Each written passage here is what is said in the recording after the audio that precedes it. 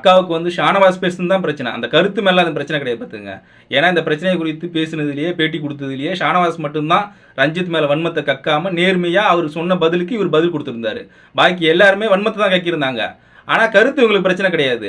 அது யார் பேசுகிறாங்கிறது தான் பிரச்சனை. இப்போ வன்னியரசு பேசுகிறாரு, ரஜினி பேசுகிறாரு, சங்கத்தமிழன் பேசுகிறாரு, அதெல்லாம் பிரச்சனை கிடையாது. ஷானவாஸோ எஸ் பாலாஜியோ பேசினா தான் அக்காவுக்கு பொங்கல் வைக்கும். அவங்கெல்லாம் பேசினா பிரச்சனை கிடையாது பார்த்துங்க. அவங்க வந்து வன்மத்தை கக்குறாங்க ரஞ்சித் மேலே, அது ஆனால் பிரச்சனை கிடையாது.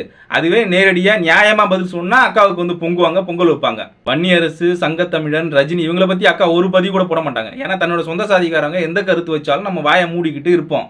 ஆனால் அதுவே அந்த கொள்கை சார்ந்தவங்களாக இருந்தாலும் வேற கம்யூனிட்டியாக இருந்தால் வேற சமூகமாக இருந்தால் நாங்கள் வந்து வன்மத்தை கக்குவோம். அதான் அக்காவோட நிலைப்பாடு பார்த்துங்க. ஏன்னா வன்னியரசு மேலே வன்மத்தை கக்க முடியாது அக்கா, ஏன்னா சொந்த சமூகமாக இருக்குது. அதுமாரி ரஜினி மேலே கக்க முடியாது, அதுமாரி சங்கத்தமிழ் மேலே கக்க முடியாதுல்ல. அதனால வந்து மாற்று சமூகமாக இருந்தால் நம்ம வன்மத்தை கக்கிக்கலாம். எங்களுக்கு வந்து பாடம் எடுக்கலாம், கேள்வியெல்லாம் கேட்போம் நாங்கள்.